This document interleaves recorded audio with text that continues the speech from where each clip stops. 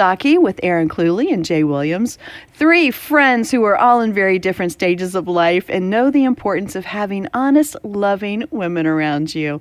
When we need a little extra help, we call up Miss Joyce and we ask her. Sometimes you just need to talk about life with your girlfriends. So consider yourself one of us. And let's talk it out. Let's talk it out. Let's talk. Or sing. Is this a new theme song? I hear it coming. Let's talk it out. No. Like a musical. Let's go a different way. Okay, yeah. All right. Different direction. Okay. Let's talk it out. Okay, no. Yeah. Ginger, go. Well, we have been continuing our series that we just started last week. So we are talking about healing the soul of a woman, and it's such an important series. And if you would like to follow along with us, a great place to start is to go to joycemeyer.org/talkitout, and you can pick up that book, Healing the Soul of a Woman, and be reading it with us because we're going to be doing it today and 2 more weeks, and some really good stuff in that book and a lot more to talk about. We are really looking forward to continuing this topic because I don't know, we're 1 week in and I just feel like so much is already happening. And I just want to say to both of you, I'm so proud of you.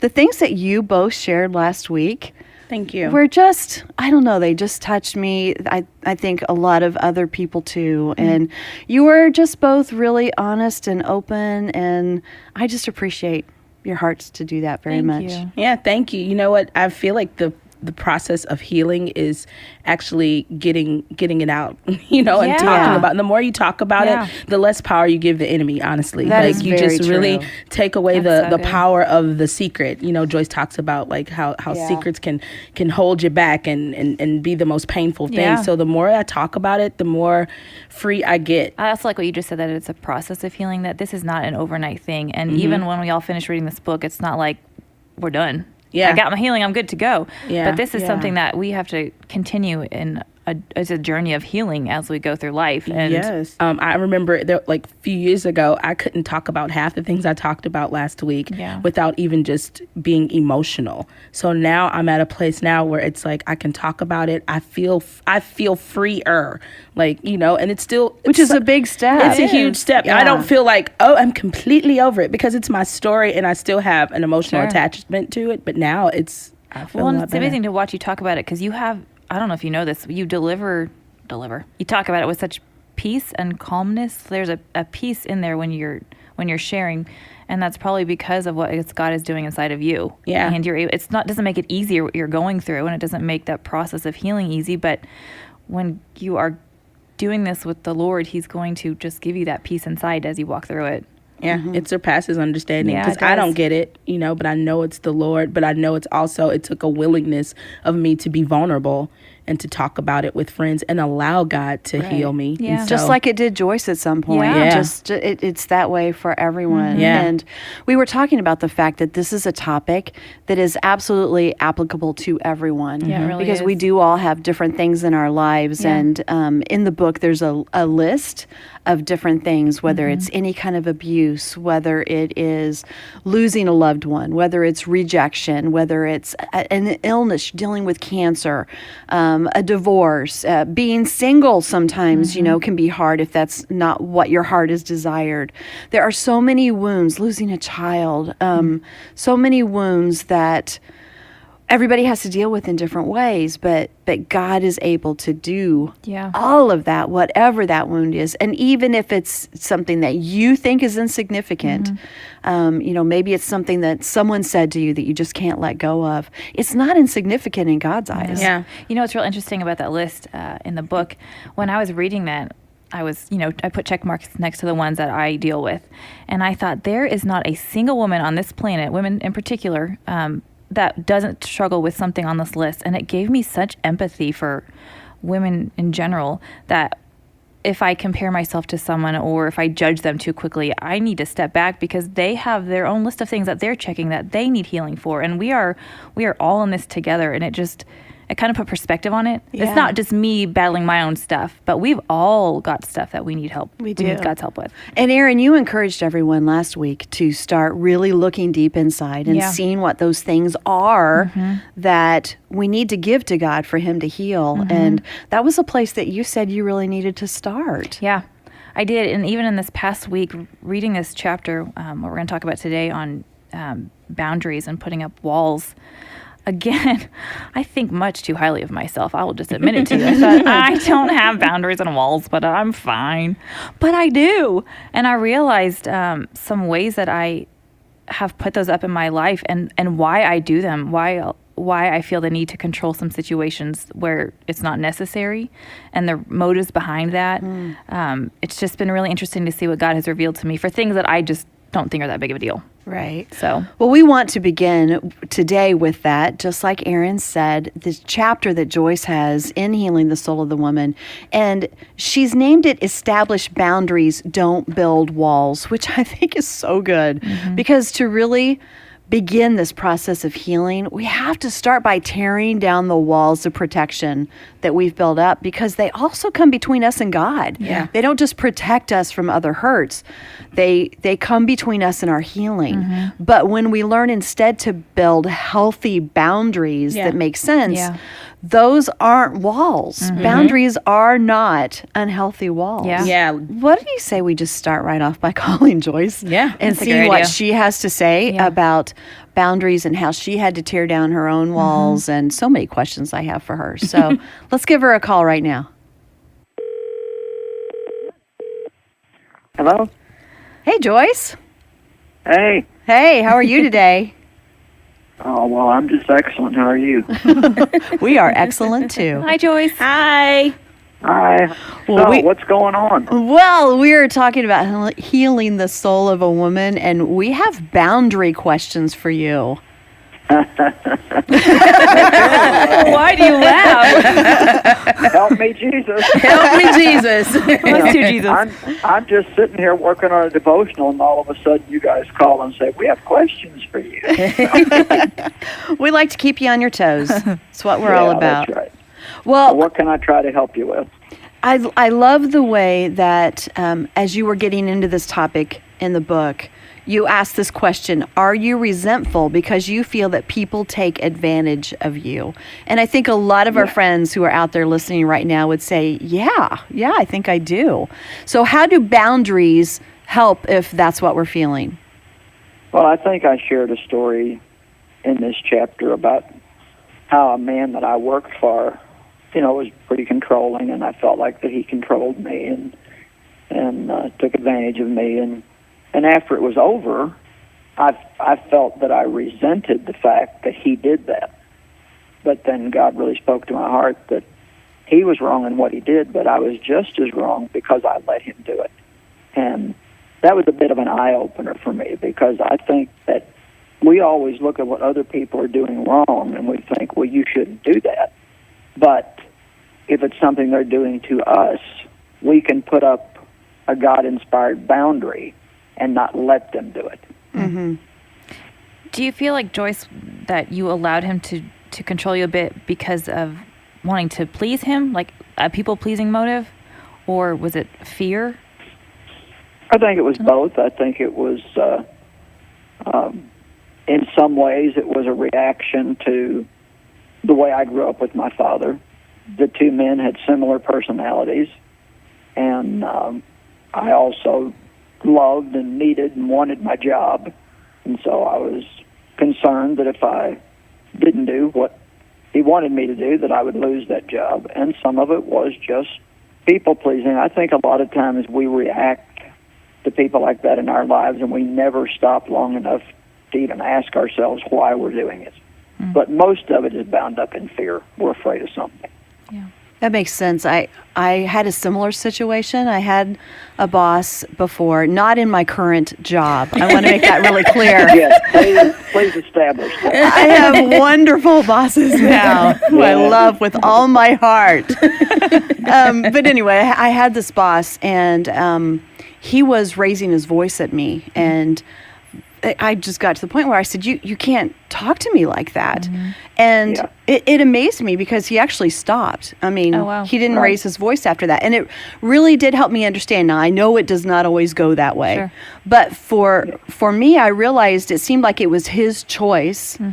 But it was also, like you said, Joyce, partially my choice. Yeah. Because when I said, I'm not going to work this way, then I set a boundary, and he agreed to it, which was and, wonderful. To be honest, most bullies really want somebody to stand up to them. They don't respect people who don't stand up to them, and they will keep pushing people around as long as somebody lets them do it. But there's a part of them that's just thinking, I really wish you would stand up to me. And I think any time that you do stand up to someone that has manipulated or controlled you, and I think it's important to bring this point out, you do take a chance on losing something. Yeah, it's risky. Because they may not respond in a good way. But even if you lose something, or even if you lose someone out of your life, there's no friendship or relationship that's worth letting somebody manipulate and control you. We're called to be God pleasers, not to be people pleasers. Yeah. And I also want to say that the longer you let something like this go on, the harder it is to break the pattern. It's very wise to set boundaries in relationships early on. We have a God-given responsibility to stand up to people in a godly way. And sadly, what a lot of people do that are being mistreated, like I'll take my relationship with my dad as an example, because he sexually, mentally, physically abused me. I began to make promises to myself that nobody was ever going to hurt me again. Nobody was ever going to tell me what to do again. I was never going to get in a position where I needed anybody again. Well, I had made a lot of promises to myself that when I started trying to keep those promises in everyday life, it made it next to impossible for me to have any kind of healthy relationships. Yeah. Because you can't live like that. That's why I say in the book, establish boundaries, don't build walls. Yeah. Tell us more about the difference between those two. Well, if you build, let's just say, for example, if you're having an argument with your husband, you're all three married, so I'm sure that surely one out of the three of you have had the experience. I've never had an argument. I guess just you, Jay. I have. Yeah. Thanks, Jay. One person tells the truth. On my way to the podcast. All right. Let's just say that you're having an argument with somebody, and the argument ends, but you feel like it didn't end in your favor, that the other person, didn't treat you right, they didn't listen or whatever. Well, if you're anything like me and you take the time to sense it, you can feel a wall go up. And the first thing you want to do is get away from them, get in another room, not talk to them. Yeah. You just want to isolate yourself and get in a position where they can't hurt you again. And what God has taught me is if I build that wall, I'm the only one that can tear it down. And the only way for me to tear it down is to put my trust in God that He'll take care of me. That's really So important. instead of trusting me to take care of me. And that doesn't mean I don't confront situations that need to be confronted. But to be honest, you have to have the right timing to confront somebody. Yeah. If you just do it when you feel like doing it, it may be the wrong time, and it may not turn out good at all. And I've found that even in my relationship with my husband, if I need to talk to him about something that I think could be explosive, I've learned don't ever do it without praying, and wait till I can sense that the timing is right. And it's amazing what a difference that makes. I like to also make sure that Mike has had food. He's eaten. That's a good idea. Tends to go well when he's not hungry. Yeah, on a full stomach. Yeah. That's a very good But idea. so many people have walls built around themselves thinking of protecting themselves. But all they're really doing is isolating themselves, and they're really in a self-care mode. They're going to take care of themselves and make sure that they don't get hurt. But you can't love without taking a chance on getting hurt. Yeah. So any one of us that's in a relationship, you will get hurt at some time or another. yeah, exactly. So that first step, I guess, of tearing down the walls, how important is that to allowing the healing to begin in your life? Well, I think it's very important. I mean, you can't, if you're isolating yourself, you're not just isolating yourself from the person who hurt you, but you're isolating yourself from God too. You have to let God in. You have to say, well, okay, I got hurt, and I don't think it was fair, but you're my vindicator, and so I'm going to put this in your hands. I'm going to bring this wall down, and you have to know when you do it that you may get your feelings hurt again. And if you do, then you trust God to heal you. We always have the healer living inside of us, and so it's amazing how things change when we start really leaning on God for everything instead of just going to Him for emergencies. I kind of found out if I live like I'm always in an emergency, then I don't have as many problems. Yeah. That's good. One other thing I can say is don't use prayer as an excuse to not deal with things yourself, too. Oh, That's yeah. so We good. want to pray first, Yep. but that doesn't mean that you just sit back and wait for God to change everything. Yeah. That's really Yeah, good. I'm not done praying. I can't deal with it yet. Avoiding that confrontation. Yeah. Yeah, I'm like, well, what are you going to do about this situation? Well, I'm praying about it. Well, that's good, but has God told you to do something? If you let somebody mistreat you for a long period of time or control you got to realize that you have a part in it and you've established a pattern with them. And so you don't want to go in like a bulldozer and just unload on them all in 5 seconds. Well, you've been controlling me and I'm not going to put up with this anymore. And blah, blah, blah, blah, blah, blah, blah, blah, blah. It's best to just sit down with somebody and say, look, maybe you haven't even meant to do it, but I feel like that I don't really have freedom, that you control and manipulate me. And if it's my fault, I'm sorry, but we just need to establish some new guidelines. Yeah.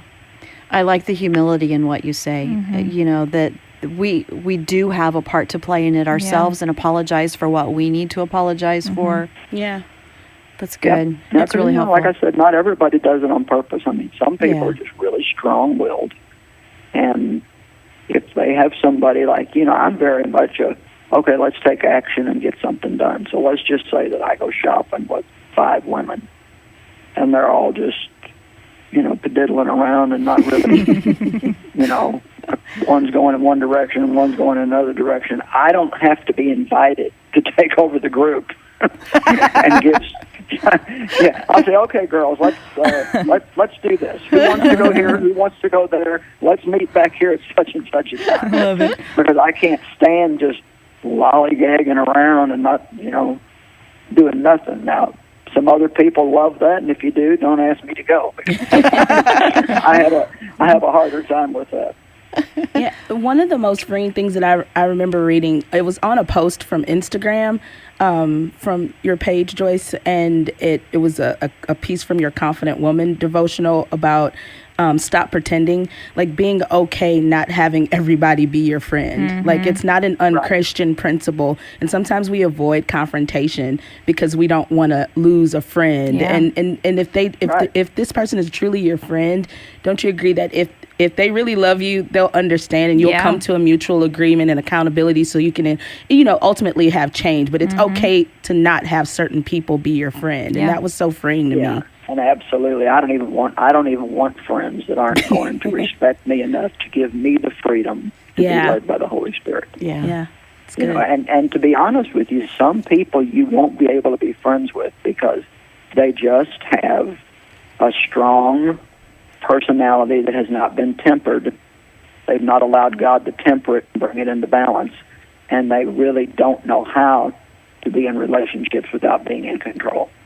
And you're not helping them or yourself by letting them continue in that way. Like I think about my mom, and boy, she should have confronted my dad. She should have done it for herself. She should have done it for my brother. She should have done it for me. But she didn't because she was afraid. And she ended up she never really had a life. Yeah. And it's sad. It's really sad that, you let somebody else that's just selfish and self-centered steal your life. So, well, I'm sure you girls have got a lot of other good things to talk about, and so. Well, those are great encouragements. Thank you. Really helpful. Thank you. And next time we shop, I'll try to go faster. Ginger's the one slowing you down. Yeah, that's right. I'm going out with you Saturday, so now you know you've got to keep in step. No padiddling around. I will keep it moving. We'll practice. All right. Thank you. Thank you. Love you, girls. Love you. too, Bye. Joyce. So some of the things that she was talking about are just such great practical, biblical answers to a lot of the things that we deal with. Yeah. A lot of the things that do impact our souls, that do create those wounds, are things that we need to be more forthcoming in addressing ourselves. Sure. But that is not easy. Yeah, it's easier to just put up a wall versus just, addressing the Yeah. issue, because, what if the person doesn't like you, or what if they get angry, or what if, it becomes a little tense in the moment, and nobody really wants to be in that position. But No. like I was saying earlier, it ultimately brings forth, if that person wants to have a resolution, and even if they don't, sometimes you have to confront people that aren't even Christian. Like if it is a secular job, or someone in your family that's not Christian. But it's okay to, like she said, stand up for yourself and be bold in that moment. And it's not like all Christians do it right either. No. Yeah. So it's okay if someone's mad at you now and then. Yeah. It doesn't mean that necessarily. I mean, I'm not talking about doing something that's just out there rude, but sometimes people are not going to like what we do and say. And that's hard. And that's okay. Yeah. Yeah. It's okay. Yeah. One thing that I realized as she was talking just now, and even when I was reading some of this stuff, was how I do that even with my own husband, that I will, if we have a disagreement or something, and obviously I think I'm right, but that's probably not the case, but I can feel, like she says in the book, you can feel yourself put the wall up, and then when it's good for me, then I'll put it back down. And it's like I'm going through a drive-through and I'm pushing my window up and down. Now I'm going to put this up because you made me mad, so I'm not going to let you in. Well, okay, now I'm ready to talk, so I'll put that wall back down. Because so I I'm need to order manipulating. some fries. Yes. Let me go get my French fries and my milkshake, and then we can talk. No, but that's a great example. That's a Yeah. great visual of how to understand it. Yeah. It is kind of at our own whims sometimes. I need protection. I need something from you. Yeah. I didn't realize how much I would do that, and I mean, I know I needed space, when you disagree with someone, sometimes you just need some space, and that's fine. That's all healthy. right. Yeah. But I can't do that just because it's good for me or it's working in what makes me happy. I mean, I'm affecting my walls, and my up and down of that is affecting him. So And your kids. and my kids And the other people Yeah. around us. I Yeah. mean, anybody that I come in contact with. Honestly, if I'm upset with whoever it is in life, it often spills over because those walls are seen by Yeah, everyone. they are. Not just that one person that I want to have that wall between us. Yeah. Yeah, and then it's easier to go to someone else, and that's not the right thing to do. To go talk about it with you're someone right. else. Yeah. And so one of the principles I like to use is Matthew 18. Like if someone offends you, you have to go to them. Like it's never good to just go and gossip about it and talk about it in pods to other people, because what that does, it stirs up strife, and then it makes people not like other people when you could have just handled Right. that with that one person. And another thing that that I'm learning, this is a process that I'm learning in my healing journey, is to also not seek victory when I go to, to discuss a boundary that I'm setting. Now, I don't want... That is great. That is an excellent point. Yeah, I'm not trying to get victory out of it. I'm not Yeah. to. I am not trying bad to at win. that because I want to win. I want to win. I am a winner. No, but you're right. I needed that encouragement. It's like it's not to seek victory. It's to seek Yeah. resolution and to seek peace. Yeah. and understanding, and all you're getting understanding, and that's the goal now that I'm trying to really practice in building boundaries and setting boundaries, because because that's something that's been hard for me in the past, is really setting those boundaries, because I did build up walls from things that had happened from the past, and I don't want to continue and perpetuate that cycle. So in building boundaries, when I do have an offense, I don't talk to other people about it like first. I go and talk to the person. That Matthew 18 principle is my thing. And then if we don't seek especially if it's Christian to Christian, if we don't get a resolution, then I go and seek some type of elder or someone older than me that has been in the faith longer than me to go to that person again. You know, if you look in Matthew 18, it just kind of tells you how to handle conflict resolution to get to a good, healthy resolve. And so that's just kind of the principle, is not to seek victory and to go to that person. Yeah. Well, let's go ahead and listen to a little bit about what Joyce has to say further on this topic, because I think there's a lot more to talk about here. So much. And it's really, really helpful stuff. But when Dave talks about her and Joyce, it's always so helpful and enjoyable, because they're just so funny in their stories. But Dave did have to set really healthy boundaries with Joyce because of the wounds in her life, and it caused her to make a choice. So listen to this. Well, let me tell you something. Let me finish this story up about Dave real quick.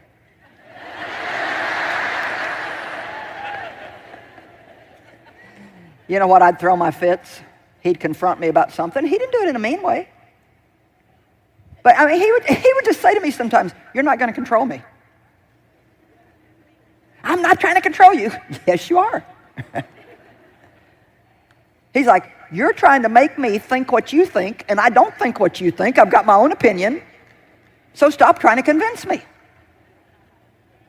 You know, I'm good at convincing, and that's part of my teaching gift. But there's times when it needs to work and times when it doesn't.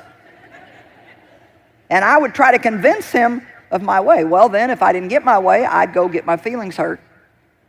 And I remember him saying to me, "Ooh."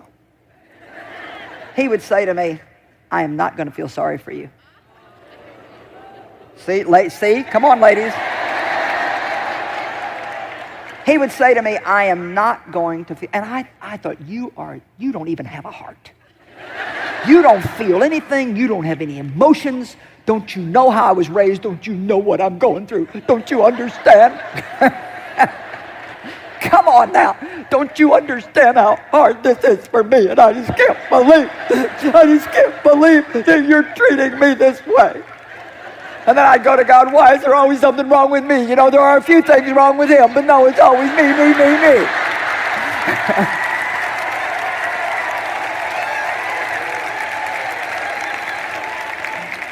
Come on, you know how we are. And he would say to me, "Joyce, I love you, but I am not going to feel sorry for you because it is not going to help you if I do."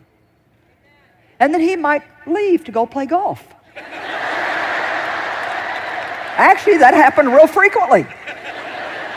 And I would just be there, just like with my soul and my, oh, yeah.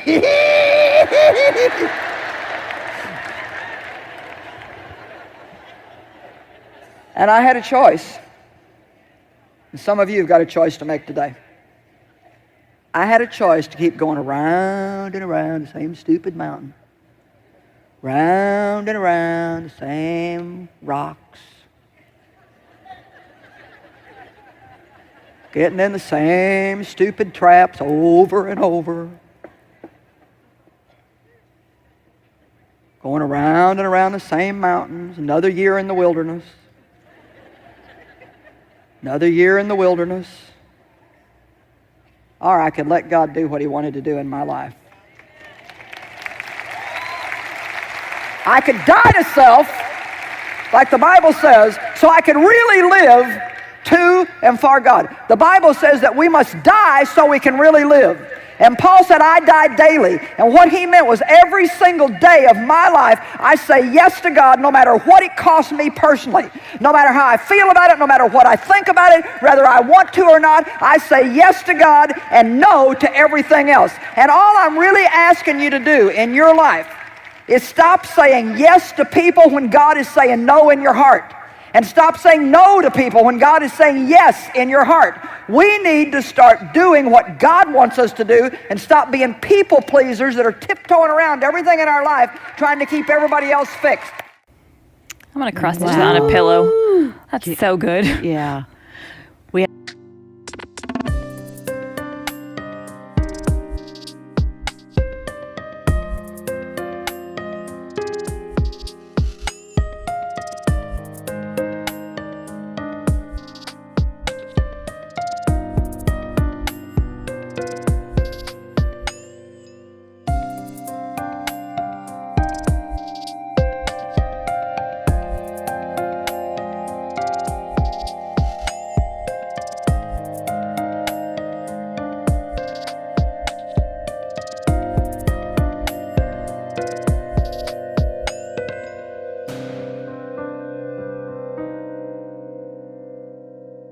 Have a choice to make today. Yeah. And Yeah. that's exactly what she was saying. And what great encouragement that we can choose to stay where we are Yeah. for our wounds to fester and scar over and become crusty, ugly old things. Yeah. Or we can begin tearing down those walls, Yeah.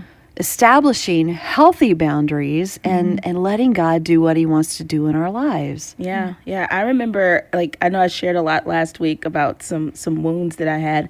And I remember after a few years of being married to Isaiah literally told me, because he would do things that would trigger me, that reminded me that I still had a wound. And I remember him telling me one time, Jay, I cannot pay for the wounds that you still have that are open. I can't pay for those. He's like, the price is too high. I can't afford it. Yeah. You know, he's Wow. like, that's Yeah. not, he's like, I can't, but Jesus can. Yeah. You know, Jesus paid for it already. So I think a lot of times we want people to pay because we're triggered by something that they say, and then we put that burden of responsibility on that person. It's not like Dave. It wasn't Dave that, like, maybe he did something or something happened that triggered Joyce to think of, it reminded her something that happened with her father, but it wasn't his price to pay, you know? And so Right. sometimes we put that burden on the people we love or Yeah. friends, and, you know, and, or just random people, and we want them to pay for it. And it's too expensive for them to pay for. They don't have the context. They don't have the it's not theirs to resolve. And so that helped me a lot. And I was like, you're Yeah. awful. But it was true. I had to walk through my own process of healing and stop trying to make him pay for it. It wasn't his to pay. Wow. That's really good, Jay. Hard. Yeah. It's hard. Yeah, that's not something. I love what she says, because no wife wants to hear their husband say that to us in the Yeah. moment. You want him to say, I'm sorry. I'm so sorry. Yeah. You're so perfect and wonderful. Come here and let me put Yes. my arms around you. And I don't think that's ever happened that way. Always after we can talk about it, but in the moment, Yeah. it's hard to hear those things, but it's truth. Yeah. And we can't expect somebody else to take care of somebody else's mistake. You know, I know that there are a lot of people listening right now too, because of your wounds. You've built some walls up and you've protected yourself. You've protected your heart. And so with what Joyce was saying, if you can start there today by just breaking down some of those walls, that's really a great place to begin. Because in the book, Joyce says that walls of safety create isolation and that it's easier, but it's emptier. And so if you're tired of your life feeling empty, then this is a place to start. And being part of our group, I think, is wonderful too. I mean, listening and studying this together with us and being a part of this group and letting God start that healing process is a beautiful place to begin. Yeah. You're our friend. Like, just know that you have friends in us. Yeah. And consider this step one in your Right. healing journey, and just know that we do love you. We pray for you. Yeah. We're on this journey with you. So we're all doing it together. We're doing it together. This is a journey, and we're being as vulnerable as possible, not because, you know, this isn't easy. It's not easy to talk about stuff, but, you know, we're doing it because we love you and we want to be a part of this journey. So we are your friends. Yeah. So being with God's help, just walking in love, all the things that we've been talking about, following Ephesians 4:15, to speak the truth and to do it in love when we need to. And that's one beautiful aspect of our healing journey. And we're going to be talking a lot more about this in the next couple weeks.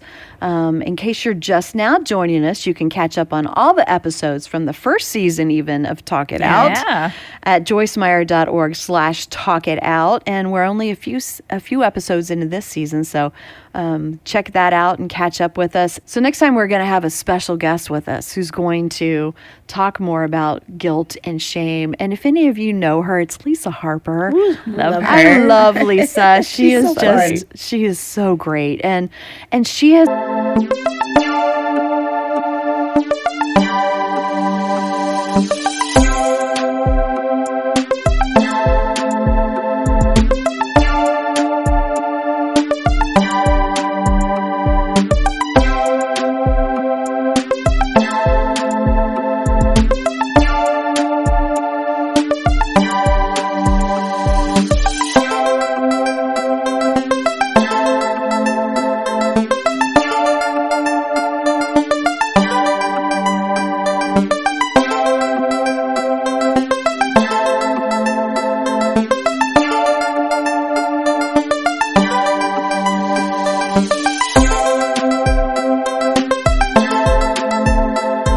experienced this guilt and shame so much that, in fact, she told her attacker that if he told anyone about what happened, that she would say he lied. Wow. That's kind of like the whole opposite. Yeah, exactly. yeah. But that's what guilt and shame do to us. So you'll hear her story and find out more about that when we all talk together. And don't forget, the Healing Soul of the Woman book is what we're talking about, so you can pick up your copy and follow along with us. And don't forget to listen to all of Joyce's podcasts too, because she just has great teaching. joycemeyer.org/podcast. You can find all of the podcasts. Yeah, Good stuff they're there. all good. So homework, we need to leave with homework. That's always important because you can't heal in a 30-minute podcast. You got to do some work on your own. Yeah. So start thinking about those boundaries in your life that you need. Start thinking about those hard conversations that you might need to have and pray about them. And I believe that this week God is going to show us all some things and open doors for healthy conversations. Yeah. good. Yeah. And start praying that God begins to prepare their hearts too. As you, even if you practically make a list of some of the people that you need to talk to and just start praying over them and believing the best about the outcome. Don't go in with like, oh, they're going to do this. Cause that's something I used to do. I used to always think ahead and think about the ending. Plan out the whole conversation.